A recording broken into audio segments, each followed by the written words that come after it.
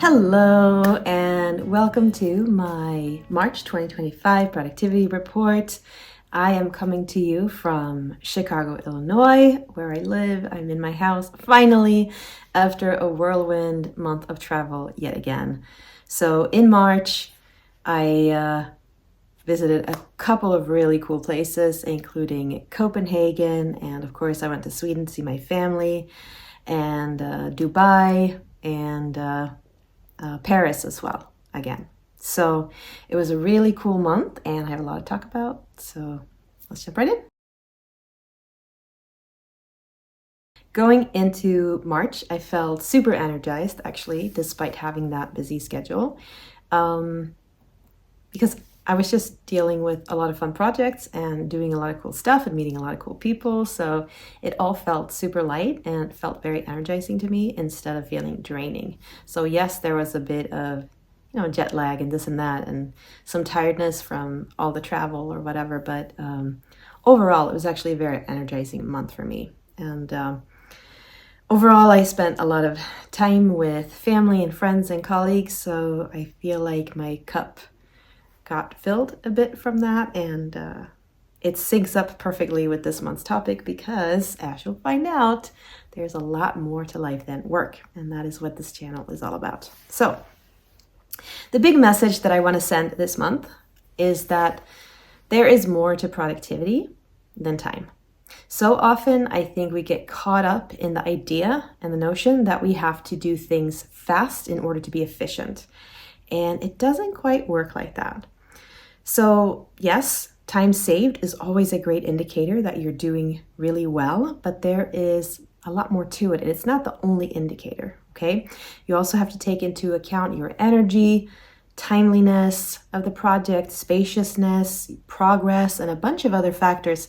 And you want to make sure that you're working smart instead of hard, right? So, for example, if you are doing a project and the project is not worth investing time in, it doesn't matter how fast you do it, right?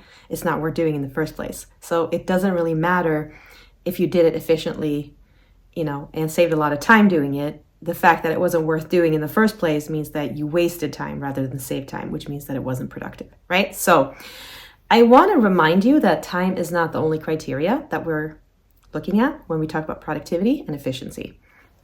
You want to make sure that you are effective and that you're creating impact.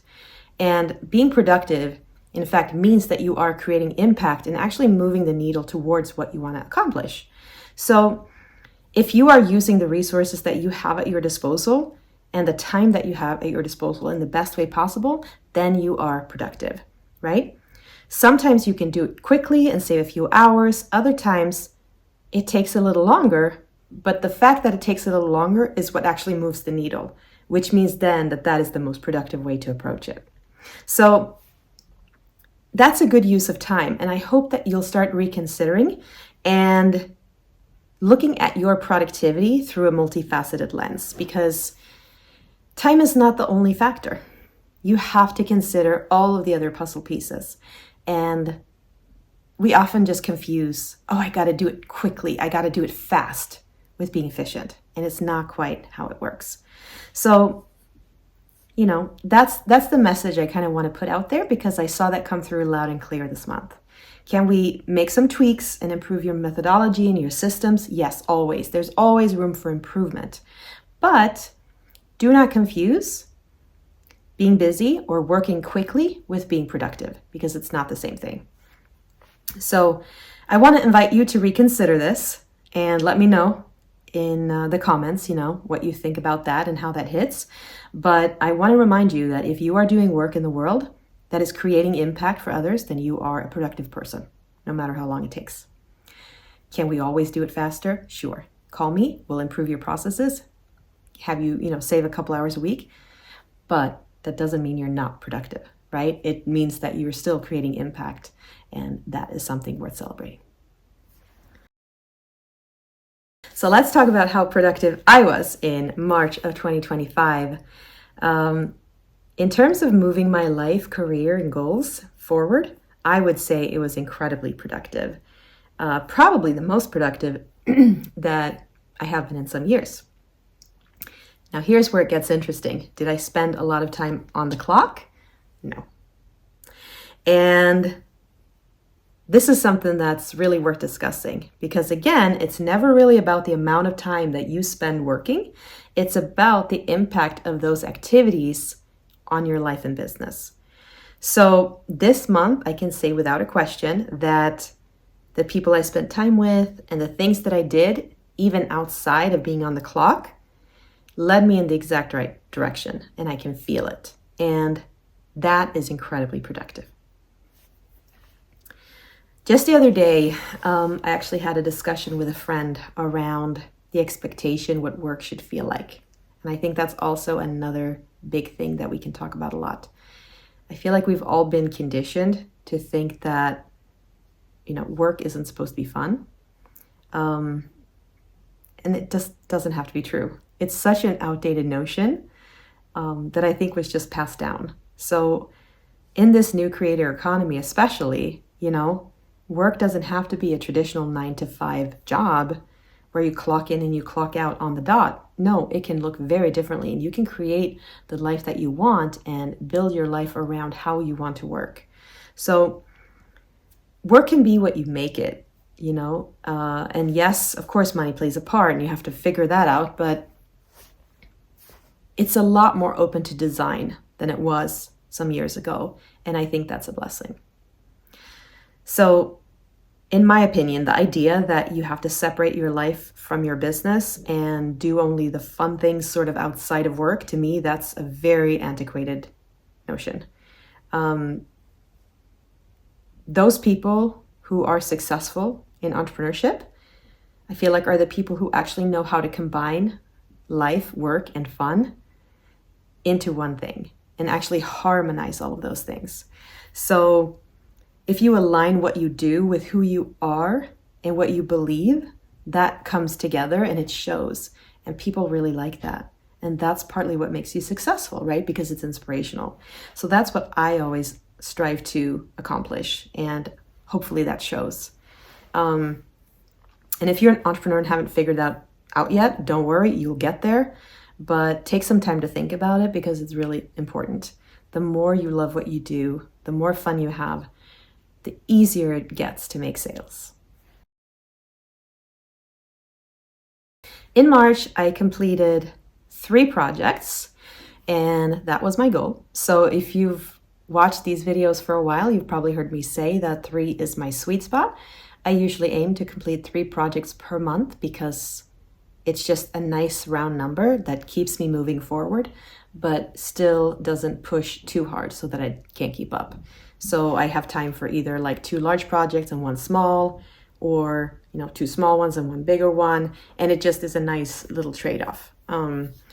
In this particular case, this month, all 3 projects ended up being pretty huge, and that's okay. I mean, they were massive, and that's fine. They were huge, multi-layered projects. I was able to pull them off because I have a lot of expertise in project management and being able to handle a lot of big projects at one time. But it did push my boundaries for sure. Could I have broken them down more? Absolutely. But I just didn't feel like there was a need for it at this time. I decided that it would actually be a little easier for me to keep them all together as they were and just get them out of the way rather than break them down into phases. It's very unusual for me to say that, but I actually just want to say it this time because it made sense. But again, it's not something that I would recommend to a person with less project management experience. You have to be able to handle a lot of variables and sort of keep a lot of balls in the air at the same time in order to pull that off. And it's not something I normally recommend. So, it happens from time to time. This time I made a choice. I made a conscious choice to go in that way. Was it tough? Yes, but I pulled it off. So I'm happy about that. My favorite project this month was collaborating with Dr. Destiny Kopp. Shout out to Destiny. She's from Hobby School, and I was a participant in her online summit for organizing, and I taught on digital photo organizing because that is my specialty. So I invited part of my audience to participate, and I know a lot of you did, so thank you if you joined that. I hope you enjoyed it and had fun. I loved how that summit was run. It was actually very well run, so kudos to Dr. Kopp and her team for pulling that off. And I also loved that it was very automated, so I could actually send in some of my materials ahead of time and sort of get that up and running in a more efficient way. So that was a very well organized event. I'm excited to participate again in the future. I'm sure I will. And again, shout out to Dr. Kopp and her team for a really, really cool opportunity. So let's talk about how many hours I worked in March of 2025. I actually clocked in at about 81 hours rounded up, which was less than I expected. So my goal has been 25 hours or so per week for the year. And this was actually a little bit under. And that's okay. I have to give myself a break because of the amount of travel I put in.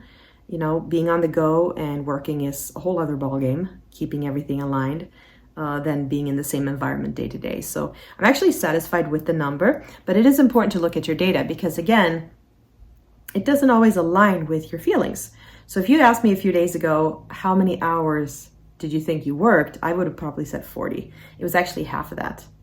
And I think, again, that was just sort of the intensity of the projects that I was working on.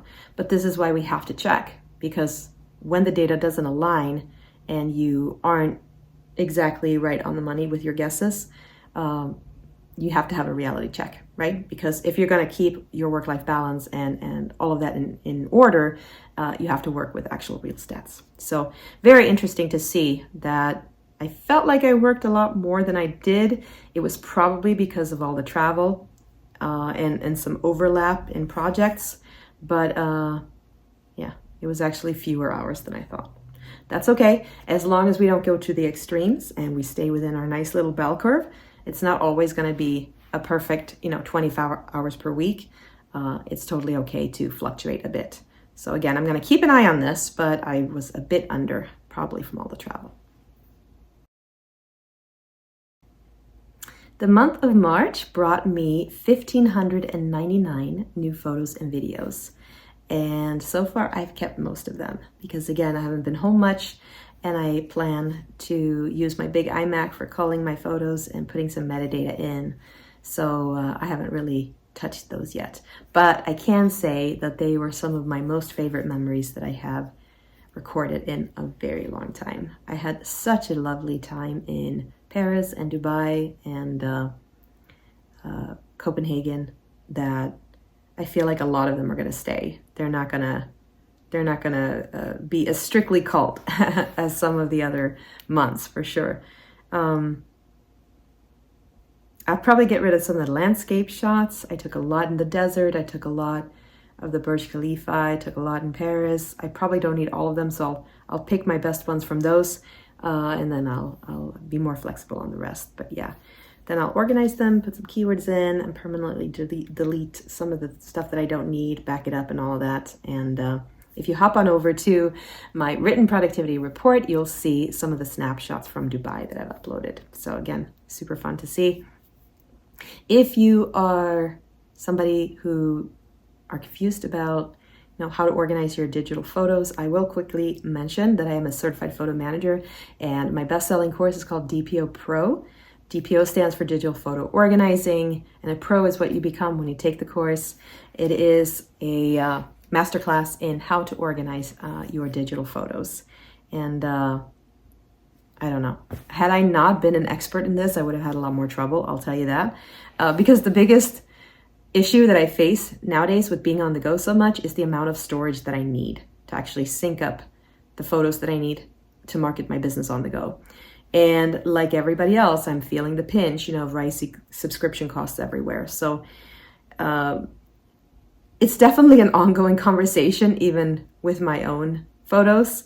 And if you're in a similar situation, I invite you to join us in DPO Pro to learn how to manage your photos and how to best invest your money and how to take care of your memories properly so that you don't lose them. So again, if you go to theswedishorganizer.com/DPO you'll see all the details there.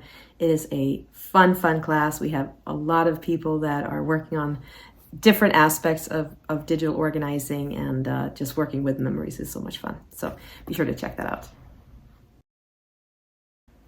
All right, on to something super exciting, which is steps walked. Again, if you've watched me do these reports for a while, you know that I've struggled with getting enough steps in because I didn't pay enough attention, but that switched earlier this year, thanks to some motivation and a few deeper reflection points on my end about how I can, again, set myself up for success. And so far, this year has turned out to be a lot different. So this month, I walked and ran 342,762 measured steps, which is about 11,000 steps per day. And that is more than double the goal. So whatever I'm doing right now, I'm going to document because it is working. Okay? And I am extremely happy with that number. What changed, you asked, to go from less than 5,000 a day to more than 10,000 a day? Well, frankly, the commitment and the attention that I was giving to it, the energy that I was putting into it.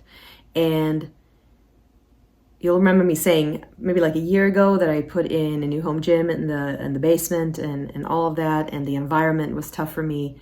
I'm not a huge fan of going outside when it's cold and rainy, and all of that. It's really just excuses, and I know that, and I've been able to prioritize and actually set myself up for success better. So, for example, I've reprioritized part of my morning so that I now have an opportunity to get some steps in there as well as in the afternoon. Because then if I actually miss the afternoon, I'm already done with my goal. So it's like reshuffling priorities sometimes that makes a difference. And now I have two opportunities rather than one in the same day. And that's what actually sets me up for that continuous success. So, I really want to mention and point out that it takes a while sometimes to find the right solution. And it's a lot of tweaking until you figure out what's working and what's not working. And it's like that with any goal. So I think the success of the past 2-3 months in this department here, in this category, shows that it might take a moment. For 2 years, I was struggling with getting enough steps in. Now we're on year 3 and I'm finally figuring it out. So you can't give up, right? You have to keep testing, you have to keep trying, and you have to figure out and solve one problem at a time until you figure out how you're going to set yourself up for success. I'm finally now starting to figure out, how to keep myself on track with that. And it's a constant adjustment of my environment, setting myself up for the right day, coupled with making it a priority and making a focused goal. I still don't have a set date, so it's still a flexible goal. It's not a fixed goal. It doesn't have a specific deadline, and that's okay. But I still want to mention that I have made it a bigger priority and it's working. And you can see where you give your energy, that's where you get the results, right? So remember that the next time you want to give up on something, it just takes a moment to find your stride, no pun intended, and then you'll be off and running. It's a lot of tweaking, but it does work. For language progress in March 2025, I was super excited because I learned 56 new words in French. I'm working on my French because I have some close friends and collaborators who have that language as their first, and I really don't want to be a bottleneck there. I want to make sure that I can keep up with those conversations. So that has been my focus. Earlier this year, I put in that as a new goal to replace the home cooking from last year. You'll remember that if you watched the January video. And the deal was basically that I was going to learn at least 15 new words per month in the language of my choice. And so far, I have, again, knocked it out of the park because it's been a focus and I've actively tried to speak. Far from perfect, but it's definitely improving and I love that. Languages are really interesting because of how they work in your brain. So I find that when I'm in a French-speaking environment, and I hear it continuously, it is a lot easier to find my vocabulary and be brave enough to actually speak it. Whereas if I'm actually in an English-speaking environment and I try to speak French, maybe like on the phone or whatever, it's a lot harder to find your words. So again, that immersion really helps. And that is another way to set up for success. So again, your environment makes a huge difference in how well you're able to achieve your goals. And when I was in Paris, this month, for example, I had a lot easier time because it's just a natural environment and you fall into it. Whereas if I'm out of that environment and now I'm trying to basically do it on my own without feeling that environmental support, it's a lot harder. Even though my vocabulary hasn't changed much, even though my skills are the same, the environment makes such a huge difference. And, you have to really pay attention to what in your environment is holding you back and what is helping. That makes a huge difference.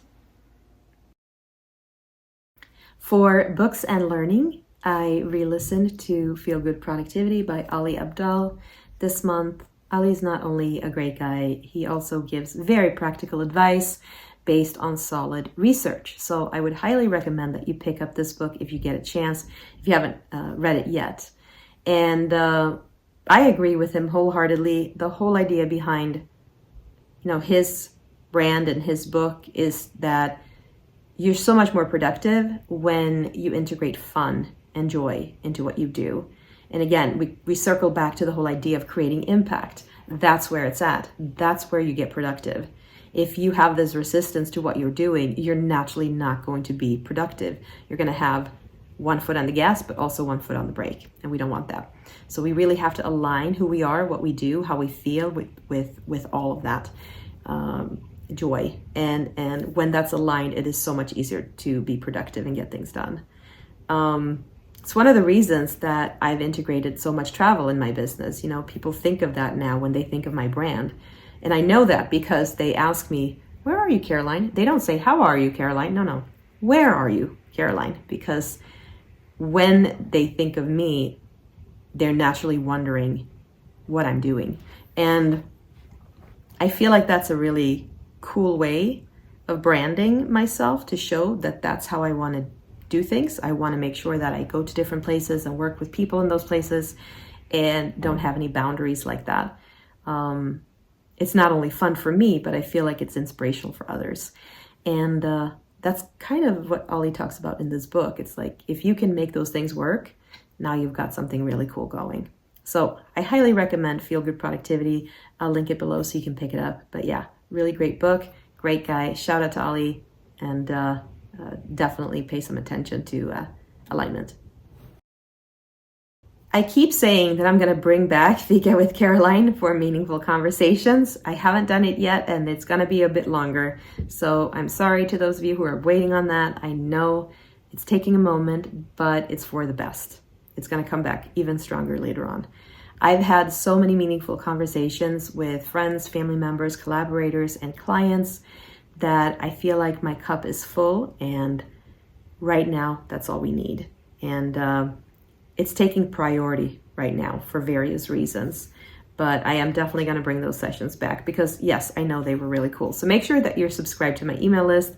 Make sure that you stay updated and you get those notifications when that's on, because we only have a limited amount of seats, but we're going to definitely bring it back. It's just going to be a while yet. All right, let's celebrate some success. I think it's so important that we look back and we talk about what we accomplished and how things went. And for me, March 2025 brought me a lot of success in various ways. The thing is, I don't think I would have felt as good about it unless I had people to share it with. So I want to send a big shout out to my team members and my collaborators for all the amazing support and the synergy that we have. I adore all of you, and I just love working with you. And I count myself very, very lucky to have the people that I have. I also want to give a big shout out and thank you to Verse, also known as Kai Tyler, who has been extremely generous with his time in order to help me. I am a very proud affiliate of his online school. It's called the Music Mastery Hub. So if that is something that you're interested in, I'll link that below as well. Make sure you take a look at that. He has a great community, and he has a very proactive guy with a lot of good advice. So if you're interested in the music industry, or if you're in that space and you want to learn more, even if you're an artist and you want to get your business side together, I definitely would recommend that you sign up for his school. I'll be there to welcome you first thing I do. Every now and then, I need a really nice cup of matcha green tea. I actually had that today. And for me, the matcha that I like is Art of Tea's Organic Grade A matcha. It is a really, really nice quality. I'm gonna link it below so that you can take a look, because when you're making matcha tea at home, if you don't have the right quality, it all falls apart right there. I mean, that kind of goes for any tea, to be honest, but for matcha especially, you have to work with the highest quality grade A tea. And if you don't, you'll be scarred for life and you'll be like, I don't like matcha. No. You do like matcha. You just don't have the right quality. Okay? So trust me when I say that even if you have to pay a little more for that type of stuff, it is worth the investment. You got to make it right. That's all.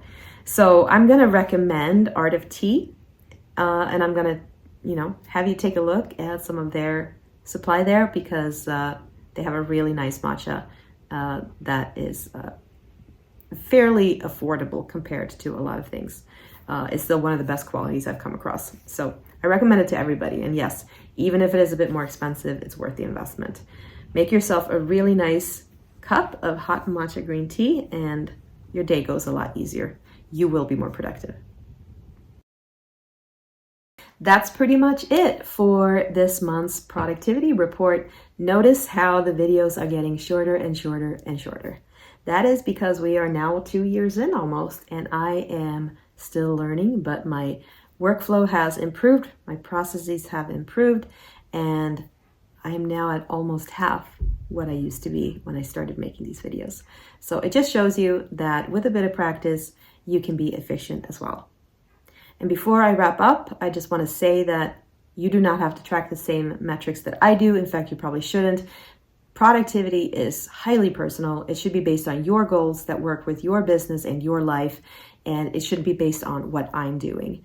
So make sure that you have your own goals. And if you're not sure what those are, let me know and we can figure those out for you. You could even join us in a quarterly planning session for your life and business to figure out what they are and what you should be focused on. So we have plenty of resources to help you figure that out, but just don't model it on me. I am doing these videos for transparency and to show you that there are bumps in the road, even for a pro.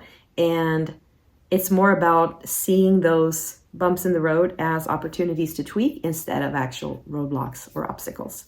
So thank you so much again for being here and watching this until the end. I look forward to connecting with you in April.